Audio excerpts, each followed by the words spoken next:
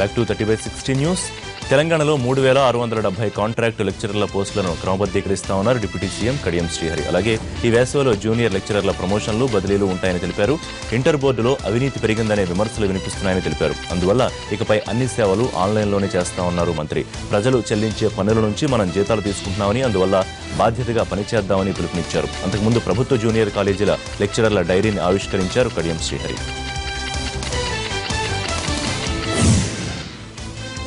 తెలంగాణ రాష్ట్ర సమితి త్వరలో తెలుగు రాష్ట్ర సమితిగా మారుతుందని సరదా వ్యాఖ్యలు చేశారు మంత్రి కేటీఆర్. అదే జరిగితే తాను భీమవరం నుంచి పోటీ చేస్తానంటూ ఓ అంతర్గత సమావేశంలో నవ్వులు పోయించారు.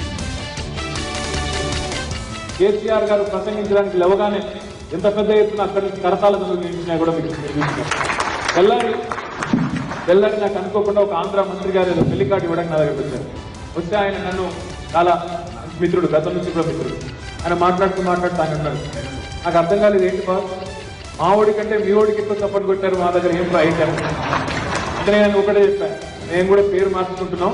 టీఆర్ఎస్ అంటే ఇంక తెలంగాణ రాష్ట్ర సమితి కాదు, తెలుగు రాష్ట్ర సమితి. మీ దగ్గర కూడా వస్తున్నాం తొందరలో, మీ దగ్గర కూడా వస్తున్నాం, తప్పకుండా తొందరలో వస్తున్నాను చెప్పాను. ఒకవేళ ఆ పని చేయాల్సి వస్తే నేను నా కాన్ఫిడెన్స్ కూడా ఎంచుకున్నా. ఇప్పటికే నేను ఖచ్చితంగా భీమవరం నుంచి పోటీ చేస్తాను. ఎందుకంటే మా రాజులు మిత్రులందరికీ ఎప్పుడు నేను చెప్తా ఉంటాను, భీమవరంలో గెలవాలంటే చాలా సింపుల్ ట్రిక్. ఎప్పుడు చెప్తుంటాను, ఏం లేదు కోడి పందాలు లీగలైజ్ చేస్తామని చెప్తాను. నేను ఆటోమేటిక్గా చెప్తాను. ఎందుకంటే మా మిత్రులు చాలా మంది ఇక్కడ నుంచి అక్కడ దాకా చాలా మంది ఉన్నారు. అనంతపురం జిల్లా హిందూపురంలో సంక్రాంతి క్రికెట్ పోటీలను ప్రారంభించారు స్థానిక ఎమ్మెల్యే బాలకృష్ణ. ఏటా తన తల్లి పేరుతో నిర్వహించే ఈ టోర్నమెంట్ కొత్త వాళ్లకు మంచి అవకాశాలు ఇస్తోందన్నారు ఆయన. ఎంజీఎం మైదానాన్ని అంతర్జాతీయ స్థాయి పోటీలకు వేదికగా మార్చేందుకు కృషి చేస్తా ఉన్నారు బాలయ్య.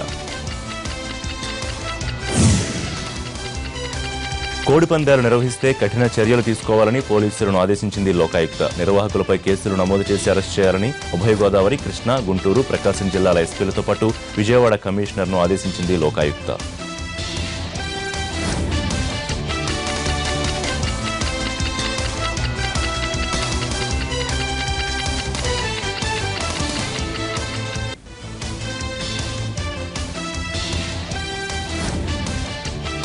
ఈ రాజకీయ నాయకుల ఒత్తిడి అవనండి, లేకపోతే కరప్షన్ అనవండి, దానివల్ల పోలీసు తీసుకోవాల్సిన చర్యలు తీసుకోవట్లేదు. అది యాక్ట్ చెప్పినప్పుడు it is the duty of the police to implement the act. So police force implement చేయట్లేదు కనుక ఇంప్లిమెంట్ చేయమని డైరెక్షన్ కోరుతా ఏపీ లోకాయుక్తలో కంప్లైంట్ ఫైల్ చేశాం.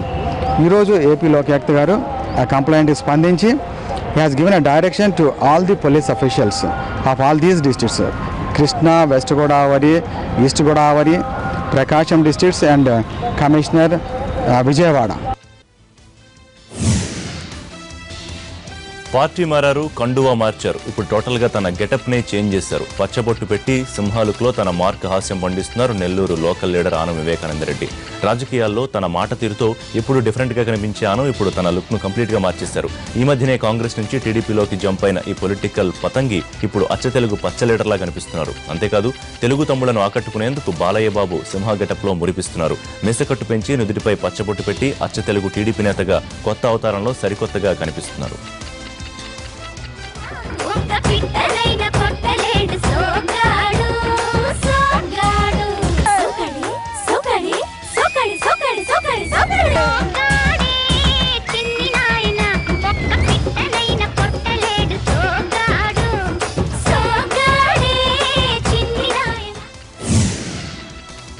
కాంగ్రెస్ నుంచి టీడీపీలోకి మారిన ఆనం బ్రదర్స్ 17న తమ కార్యకర్తలను కూడా టీడీపీలో చేర్పించేందుకు ఏర్పాట్లు చేస్తున్నారు. ఈ కార్యక్రమానికి ముఖ్యమంత్రి చంద్రబాబు కూడా హాజరవుతారని సమాచారం. ఇందుకు సంబంధించిన సమావేశానికి హాజరైన ఆనం వివేక అక్కడున్న వారందరికీ కొత్తగా కనిపించారు. నచ్చిన వాళ్లంతా వారేవా సింహపురి సోగ్గాడంటూ పొగడ్తల జల్లులు కురిపిస్తూ ఉంటే, నచ్చనోళ్లు మాత్రం కిల్లర్ వీరప్పన్ గెటప్ అంటూ విమర్శిస్తున్నారు.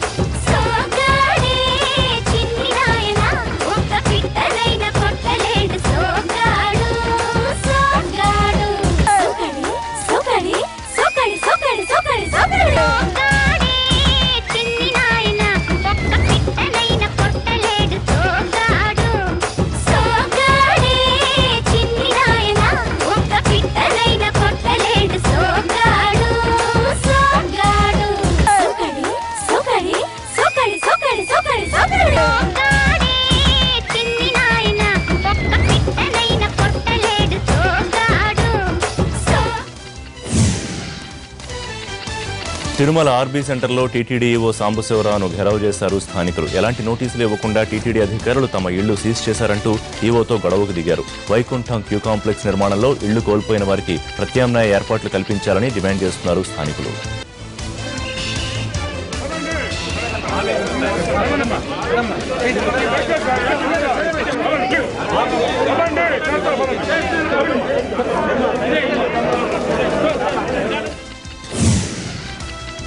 ఫిబ్రవరి 1 నుంచి 29 వరకు 54,000 ఆర్జిత సేవా టికెట్లను భక్తులకు అందుబాటులోకి తెచ్చింది టీటీడీ.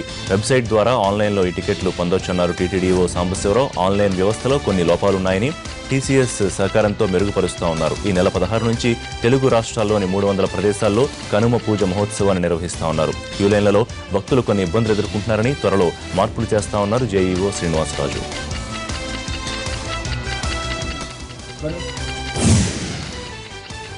టీమిండియా కెప్టెన్ ధోనీకి నాన్ బెయిలబుల్ వారెంట్లు జారీ అయ్యాయి. హిందువుల మనోభావాలను కించపరిచారన్న కేసులో అనంతపురం జిల్లా కోర్టు సమన్లు పంపినప్పటికీ ధోనీ నుంచి ఎలాంటి స్పందన లేదు. దీంతో జిల్లా కోర్టు ఆగ్రహం వ్యక్తం చేస్తూ వారెంట్లు జారీ చేసింది. 2013లో బిజినెస్ టుడే మ్యాగజైన్ కవర్ పేజీపై ధోనీ విష్ణుమూర్తి రూపంలో ప్రచురితమైంది. దీనివల్ల హిందువుల మనోభావాలు దెబ్బతిన్నాయంటూ అనంతపురం విహెచ్పీ నేత శ్యామ్ సుందర్ జిల్లా కోర్టులో కేసేశారు.